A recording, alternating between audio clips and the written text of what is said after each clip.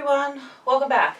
Okay, this is the video for the circle of fifths. Just a little bit of introductory information on it. You're going to be looking at it, and this is really important. I wanted to get this into you guys and just finish the theory off for the year, so you have some understanding in case you want to go off and do other classes in college, or you just want to have a better understanding of theory, so in your own musical exploration you can understand what this stuff means. And you don't have to understand tons of it, just a general idea.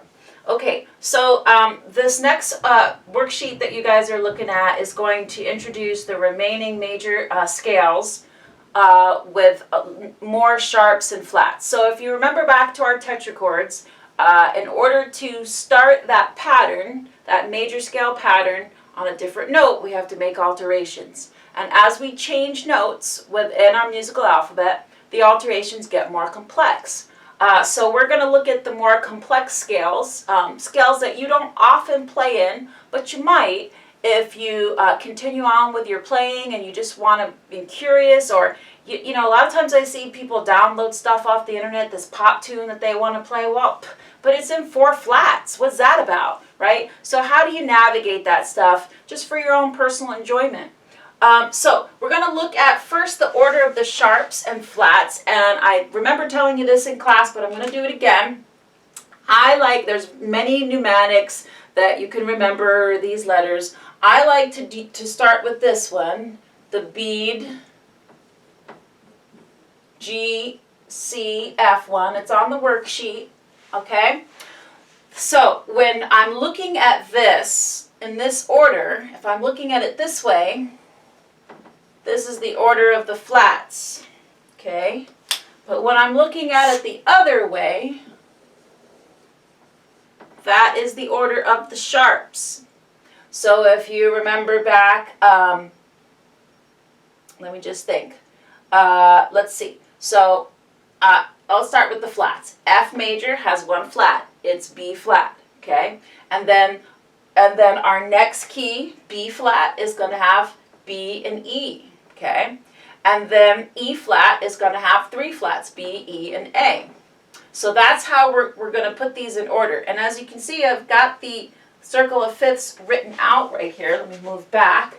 And so you can see if you're going this way around the clock, okay, you're going to have those keys in that order. And they go by number of flats. Like I said, F has 1 flat. B flat has F and B flat, so that's 2. E flat has has 3 flats, so that's B, E, and A. What did I say before? So F has B flat, B flat has 2, B and E. E flat has 3, B, E, and A. Now if I flip that and go to the sharps, okay, starting here at the number 1 on the clock, G is going to have 1 sharp, and if I'm going this way, it's going to be F sharp. The next key, D major, has 2 sharps. It's going to be F sharp and C sharp. Now that's our familiar D major that we're always playing in, okay?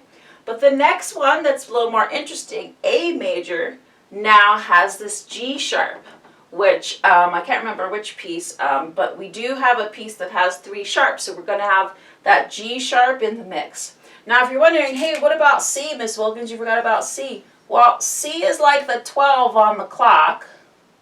It's 0.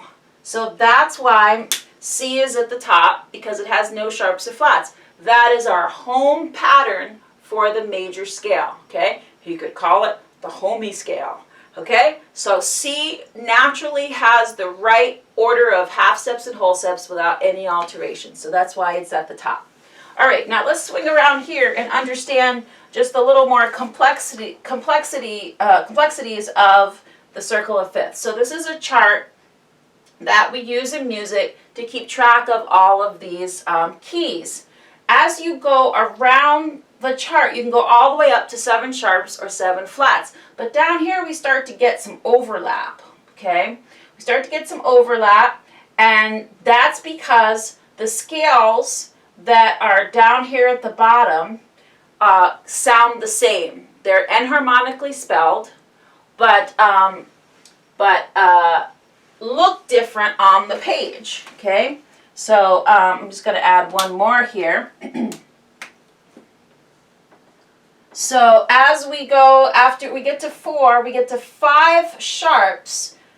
The sharps would be notated with in the key of B major, so we'd have 5 sharps, 1, 2, 3, 4, 5, okay? But I could also call that C flat major, okay?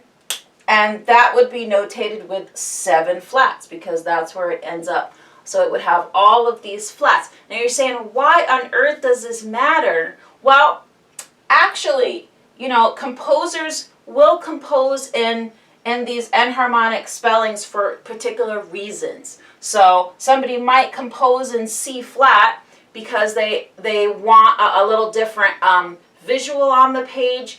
And you can also look at physics if you're really into science.